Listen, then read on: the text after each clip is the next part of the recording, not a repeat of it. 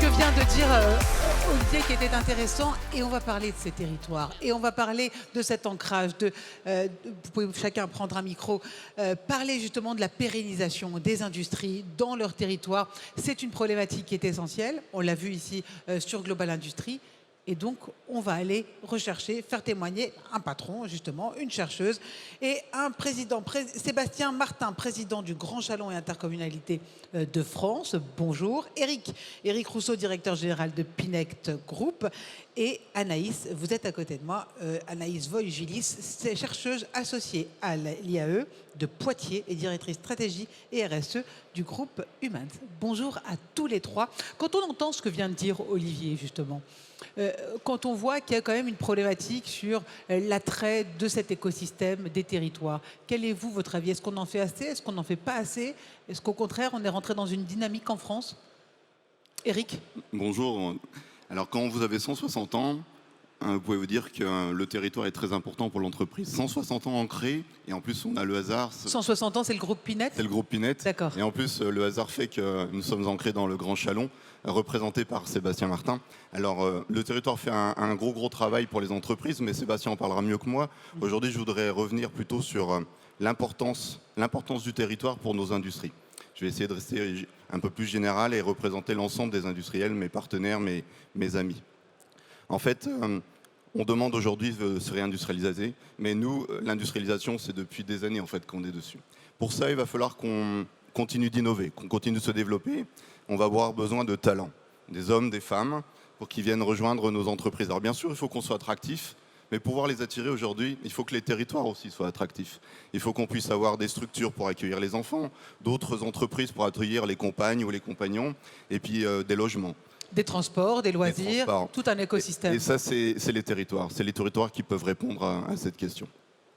Et alors, vous, avec le groupe Pinect, vous le voyez en train d'évoluer, ça, parce que vous évoluez au sein de votre société, c'est de l'aéronautique, mais est-ce que vous voyez qu'autour de vous, ça commence à changer, ou au contraire, on n'en fait pas assez?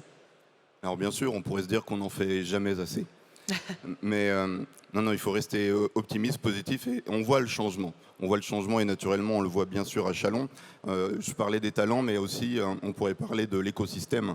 L'écosystème, c'est d'avoir donc d'entreprises qui s'installent sur le territoire. On parle de décarbonation, on parle de transition écologique. Si vous avez d'autres partenaires, d'autres fournisseurs qui sont à côté, vous allez pouvoir utiliser des circuits courts et travailler sur la supply chain et donc décarboner. Et ça, c'est ce qu'on fait. On le voit donc sur le Grand Chalon et sur la Bourgogne. On voit d'autres entreprises s'implanter qui pourront être demain nos partenaires ou nos clients et pouvoir ainsi participer à la décarbonation chère à nos deux drivers que sont Roland Lescure, le ministre, et Nicolas Dufour.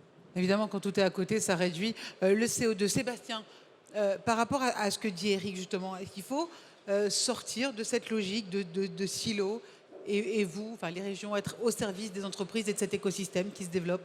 Bien sûr, moi je crois qu'il n'y a pas d'un côté les élus aménageurs du territoire et puis de l'autre les chefs d'entreprise qui vivraient dans leur bulle. Il est évident que la force des territoires, c'est bien l'alliance des deux, pas des dieux, mais des deux. Pourquoi pas? Non, ne prenons pas la grosse tête. Et sinon, Anaïs ne va pas me louper puisqu'elle parle juste derrière moi. Là, elle est en train de se préparer, je la vois très concentrée. C'est notre regard de chercheuse. Voilà, je la connais un peu, donc il faut faire attention à ce qu'on dit. Mais c'est évidemment l'alliance des deux qui est nécessaire. Oui, mais alors comment on crée les conditions? Justement, ce que disait Éric, comment on crée ces conditions pour aider ces sociétés, pour développer les transports, les loisirs, le foncier? Ça vous étonnera pas si je vous dis que effectivement c'est le job de l'intercommunalité. Une communauté d'agglomération, une métropole, une communauté urbaine qui porte la compétence du développement économique et qui en plus a la compétence des mobilités sur son territoire, va avoir la compétence de l'eau et l'assainissement, va avoir la compétence en matière de transport public. Donc tout ça doit se coordonner et bien évidemment se mettre au service du développement économique sur un territoire, d'une stratégie qu'on va partager. Moi j'ai fait partie de ceux qui ont ardemment défendu auprès du gouvernement qu'on poursuive le programme qui avait été lancé en 2018 qui s'appelle Territoire d'industrie. Territoire d'industrie, aujourd'hui, c'est une intercommunauté sur deux qui est engagée dans ce programme. et qui permet d'avoir un binôme entre un élu et un chef d'entreprise industriel pour définir ensemble une stratégie de développement autour de l'industrie et prendre les sujets les uns après les autres, les sujets du foncier, les sujets des compétences, les sujets de l'habitat, tous les sujets qui peuvent être liés au développement de l'industrie sur nos territoires. Et force est de constater que cette dynamique, elle est en train de prendre, ça marche. Et puis surtout que tout le monde, par rapport à ce que vous disiez tout à l'heure qui est important, est-ce qu'on en fait assez ? Il faut quand même se souvenir qu'on est passé d'un discours défaitiste, C'est vrai. où on avait décidé que c'était terminé, que l'industrie en France, c'était d'un autre temps, et que de toute façon on allait tout produire à l'autre bout du monde, et puis que chez nous on n'aurait plus que les bureaux d'études, à aujourd'hui un volontarisme politique qui est partagé du plus haut sommet de l'État jusque sur les territoires pour dire non, on ne va pas faire un pays sans usine. Il est nécessaire, comme l'a dit Olivier à l'instant, de rehausser la part de l'industrie dans notre PIB parce qu'on s'est rendu compte que c'était aussi une catastrophe en matière de cohésion nationale et qu'il y avait des territoires qui étaient en train de dépérir parce que remplacer des usines par des entrepôts logistiques, ça ne crée pas exactement la même valeur ajoutée. Oui, mais alors justement, comme intercommunalité, est-ce que, vous parlez de ce programme depuis 2018, il y a des résultats, ça évolue, c'est aussi des mentalités. Comment est-ce que vous les aidez concrètement ? Pour les transports, pour les loisirs pour l'aménagement des zones d'activité économique aussi, donner la priorité, comme on le fait sur le territoire du Grand Chalon, à l'industrie. Moi, vous savez, j'ai connu un accident économique. Aujourd'hui, on me dit, oui, mais sur le Grand Chalon, tu as de la chance, tu as la réserve foncière de Kodak qui fait 110 hectares. Ouais, mais je ne suis pas sûr que tout le monde aurait été là en 2008 quand Kodak a annoncé qu'il fermait avec 2500 emplois qui allaient disparaître. Donc oui, on a cette réserve foncière, mais parce qu'avant, il y a une entreprise qui a mis la clé sous la porte et qui nous a donné la possibilité de rebondir. Et sur cette zone industrielle, aujourd'hui, nous n'accueillons que de l'industrie. Alors qu'on est placé sur l'autoroute A6, qu'on a un bassin d'emploi qui nous permettrait largement d'accueillir des entrepôts logistiques et qu'on a fait le choix de l'industrie. Et je pense que c'est un choix qui est payant. Et c'est attirant ou pas ? Ben oui, parce qu'aujourd'hui, dans le monde industriel, les gens se disent « Ah bah tiens, Chalon-sur-Saône, ça a l'air d'être plutôt intéressant. Il semblerait que quand on est accueilli, en plus, on a un site industriel clé en main qui est une des initiatives de territoire d'industrie qui fait que les gens, quand ils viennent, ils n'ont que leur permis de construire et leur ICPE à déposer et que vous n'avez pas l'étude archéologique, l'étude environnementale, tout ce qui va bien pour vous faire perdre du temps. » Et puis qu'à côté de ça, on a une équipe, une direction du développement économique d'une vingtaine de collaborateurs qui sont là pour faciliter et le développement des entreprises endogènes, parce qu'il ne faut jamais oublier que l'endogène doit rester une priorité. On n'attire pas sur du sable, on n'attire pas sur un tissu économique qui n'est pas maillé et organisé, et ensuite qui accompagne aussi les porteurs de projets pour leur faciliter leur implantation. Quand on voit, je vais revenir sur vous, Sébastien et Eric aussi, mais je voudrais revenir sur Anaïs et son regard de chercheuse. On est dans la bonne direction, on en fait assez et au bon rythme. Bonjour à tous. Moi, ça serait tentant de répondre comme Eric, de dire on n'en fait jamais assez. On fait des choses, mais ça prendra nécessairement du temps. Et je pense que c'est ça que les gens n'arrivent pas forcément à qualifier. On sort d'une vague de 30 à 40 ans de désindustrialisation. Inverser la tendance, c'est-à-dire soutenir et développer l'industrie existante, développer de nouvelles activités, relocaliser des activités qui ont pu être au préalable délocalisées, ça prendra du temps. Ça prendra du temps parce qu'il faut reconstruire des usines, ça prendra du temps parce qu'il faut former les gens, parce qu'il faut les infrastructures du territoire parce qu'il faut une vision. Et donc, les gens qui pensent qu'on peut le faire en très peu de temps se trompent. Et je vais prendre un exemple. Par exemple, on a aujourd'hui dans des logiques de relocalisation de certaines activités, notamment dans le domaine de la santé et des principes actifs. Et j'entends régulièrement des gens qui disent « Ah, mais les usines de production de paracétamol, elles ne sont pas encore là ». Ben, elles ne sont pas encore là parce que quand on raisonne en termes de relocalisation, on essaye de faire évoluer les usines pour réduire leur empreinte territoriale et leur empreinte environnementale. Et donc faire évoluer un procédé industriel pour qu'il soit plus vertueux, au-delà des délais administratifs pour avoir les autorisations nécessaires, ça prend du temps. Et il faut qu'on accepte de prendre ce temps pour construire quelque chose qui va s'inscrire dans la durée. Et si on ne prend pas le temps, on risque d'avoir une réindustrialisation finalement qui aura été un discours dont on aura parlé à la faveur d'un contexte et qui passera derrière, qui tombera vite vers nous. Et le temps, c'est le temps de l'effort, c'est le temps de la complexité, c'est le temps du coût financier que ça peut avoir, c'est le temps de l'acceptation collective, de construire quelque chose qui sert nos valeurs, qui sert notre modèle de société. Et donc, ça plaide finalement pour dire la réindustrialisation, on parle beaucoup d'usine, mais c'est de dépasser un peu uniquement le sujet de l'usine pour l'inscrire dans quelque chose de plus global, qui est pourquoi on veut réindustrialiser. Parce qu'on veut renforcer l'autonomie de notre territoire, parce qu'on veut garantir notre indépendance, parce qu'on veut créer des emplois partout, donc avoir des facteurs de cohésion sociale et territoriale.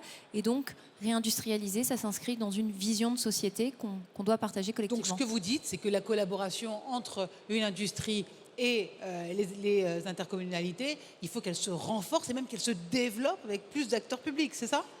Il est illusoire de penser qu'on peut réindustrialiser sans coopération des acteurs. C'est-à-dire, un territoire ne peut pas avoir une feuille de route industrielle s'il ne travaille pas avec les acteurs locaux, que ce soit d'autres acteurs, les acteurs publics ou les acteurs privés. Ouais. Parce que c'est à la fois partir de l'existant pour le renforcer, le développer, créer des logiques d'écosystème, comprendre les besoins en termes d'infrastructures, de ressources et d'autres.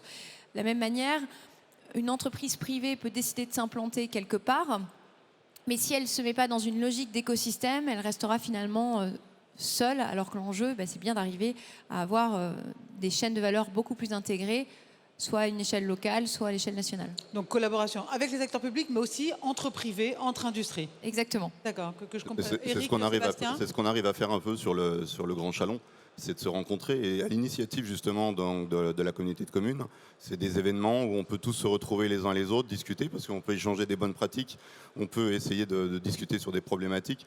Je dirais même que les territoires doivent être un facilitateur pour nos industries. Parce que l'unité de temps, je reprends ce que disait Anaïs, l'unité de temps des industries n'est pas forcément la même que des administrations.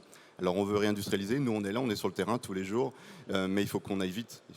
Surtout dans votre secteur. Le business ne nous attend pas, l'international ne nous attend pas et on a besoin d'accélérer les démarches administratives. Alors même s'il y a certains projets de simplification des démarches administratives qui sont en cours, mais je pense qu'en local, les équipes des territoires doivent travailler vraiment main dans la main avec les industries pour accélérer tout ça. Sébastien, temps long en cours. Je voulais réagir parce que sur les territoires, il y a besoin de faire se rencontrer les chefs d'entreprise.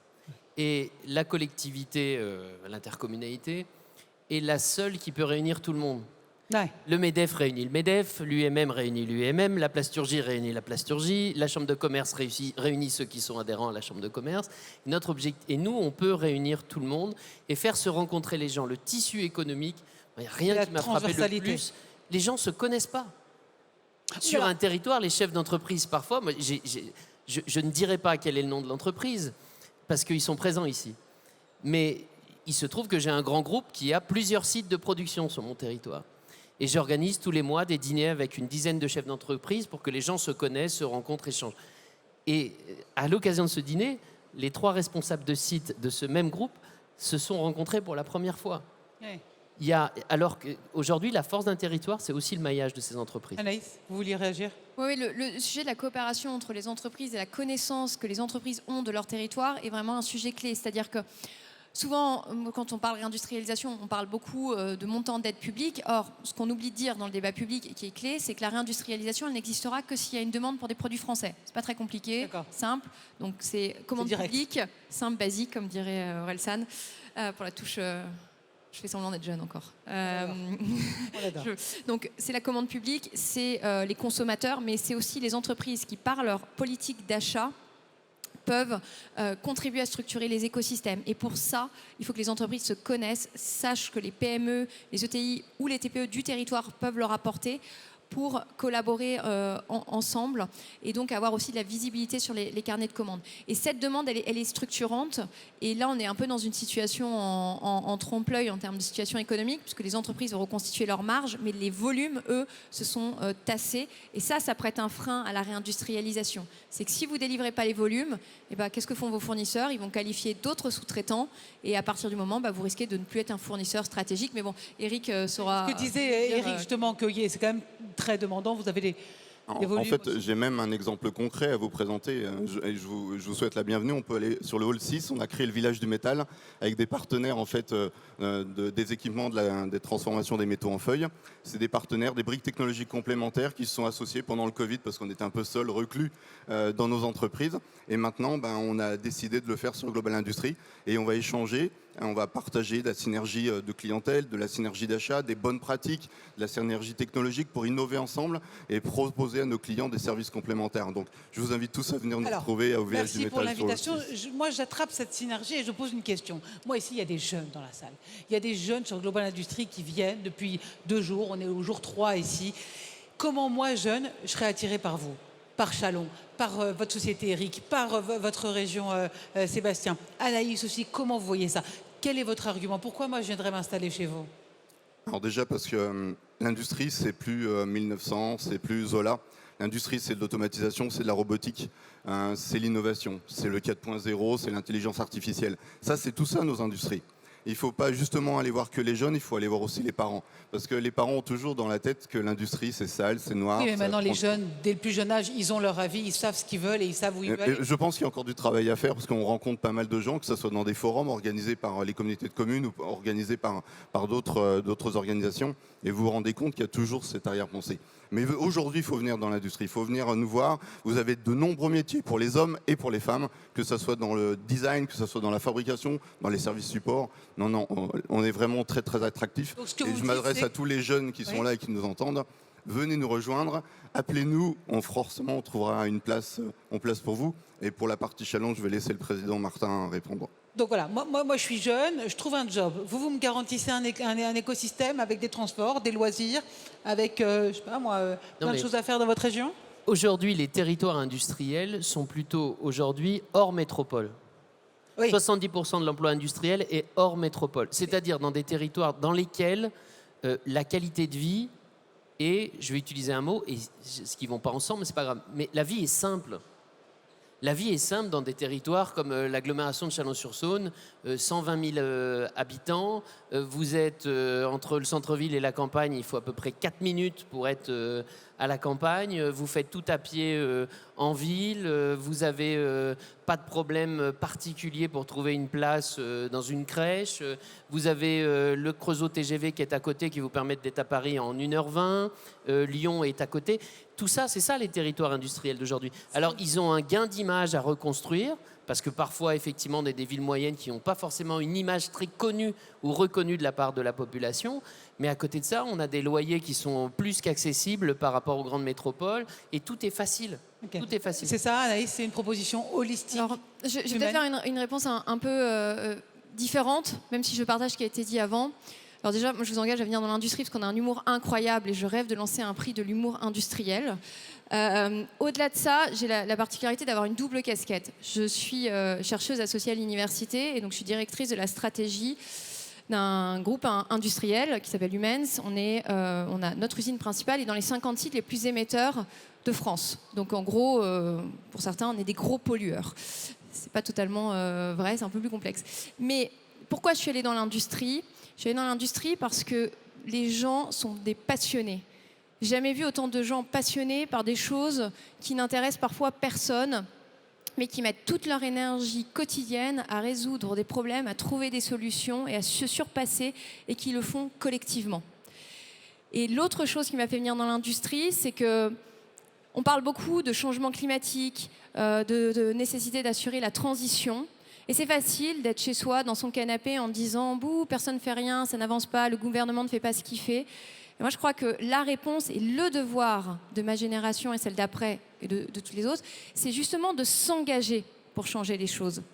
Et s'engager pour changer les choses, c'est être au quotidien à trouver des solutions concrètes qui nous obligent parfois à changer radicalement nos manières de faire, nos manières de vivre, mais de mettre une énergie pour apporter des réponses. Je peux vous dire que c'est pas simple. Moi, il y a des jours où je m'arrache la tête. Parfois, je rêve de mes tonnes de carbone qui me courent après. Mais j'ai le sentiment de participer à quelque chose qui, au final, et vous allez me dire, la nana, elle est complètement grandiloquente et elle touche plus terre, mais qui, au final, servira l'ensemble de l'humanité. Et c'est ça qui doit attirer dans l'industrie. Pourquoi on vient dans l'industrie ? Parce qu'on veut résoudre et participer à résoudre, à apporter des réponses aux défis contemporains. C'est l'environnement, c'est le mieux vivre, c'est le mieux se soigner. Et c'est ça concrètement que l'industrie offre. Et dans le service, vous avez vous avez des choses qu'on peut faire. Mais l'industrie, c'est le produit, et le produit, c'est tout ce qui nous entoure. Et c'est là où concrètement, on peut contribuer à changer nos sociétés pour quelque chose de mieux et qui nous dépasse. Oui, Sébastien ? Je crois que Tout à l'heure, Anaïs a dit ça mettra du temps. Alors, certes, ça mettra du temps, mais il faut surtout que ce volontarisme du moment ne soit pas que du moment. Il faut vraiment que ça s'inscrive dans la durée. C'est-à-dire qu'on est enfin en train d'avoir plus d'ouverture d'usines que de fermeture d'usines, d'avoir un solde de création d'emplois qui est positif. On a du chemin encore, hein. On a détruit 2,5 millions d'emplois industriels, on en a recréé 90 000. Donc la marge est extrêmement importante, hein, extrêmement importante. Mais si ça ne s'inscrit pas dans la durée, qu'il n'y a pas une continuité politique, au-delà de ce quinquennat aussi, sur tous ces sujets-là, vous savez, moi j'ai 46 ans, pardon, donc j'ai des amis de mon âge et leurs enfants, je leur dis mais il faut les mettre dans l'industrie. Ils me disent non mais attends, t'es bien gentil avec ton industrie là, mais les 20 ou 30 dernières années, ça a été des fermetures massives d'usines, la division par 2 du nombre d'emplois industriels, et tu veux vraiment que je mette mes gamins là-dedans? Et là, on leur dit, bah oui, regardez, c'est en train de marcher. Donc, si ça ne s'inscrit pas dans la durée, faut pas croire que les parents mettront comme ça, spontanément, leurs enfants dans des filières vers l'industrie, s'il n'y a pas des preuves que ce succès va durer. Hier, à votre place, Nicolas Dufour disait ça, que les métiers d'avenir, pour avoir un vrai boulot qui va gagner de l'argent, c'est justement l'industrie. Il disait même que en plus du top chef à la télévision, il faudrait faire un top fab. Et que c'était ça, finalement, pour aussi attirer les jeunes. Eric, c'est un métier d'avenir? C'est plusieurs métiers d'avenir, parce qu'en fait, l'industrie regroupe plusieurs métiers. Je rebondirai juste sur la passion que Anaïs venait de décrire. J'ajouterai de la fierté. L'année dernière, quand on a célébré les 160 ans, l'ensemble des salariés, les hommes et les femmes qui composent ce groupe, ont invité leurs familles, leurs enfants. Vous auriez pu voir dans leurs yeux, en fait, la fierté, le plaisir de présenter ce qu'ils font au quotidien. Et donc, c'est tous les jours vous vous levez. Alors, c'est pas évident tous les jours. Hein. Il y a des fois, c'est des périodes un peu plus complexes. Mais tous les jours, vous avez envie de progresser, vous avez envie de répondre à des besoins, vous avez envie d'avancer, d'innover. Et c'est ça qui fait qu'on est tous très, très heureux de faire partie de la famille de l'industrie. Rapidement. Très rapidement. Non, mais il y a beaucoup d'industriels qui sont présents. Vous allez voir, je vais finir pile à temps. Juste une chose, communiquez plus sur vos produits. Arrêtez de parler technique et techno. Parlez des magnifiques produits que vous faites quand vous participez à l'élaboration du pare-brise d'une Ferrari. Dites que vous faites le pare-brise d'une Ferrari. Dites pas, je fais des moules pour du verre. Ce sera le mot de la fin. Sébastien, voilà. Merci beaucoup. Eric, Sébastien, Anaïs, merci beaucoup. On peut les applaudir.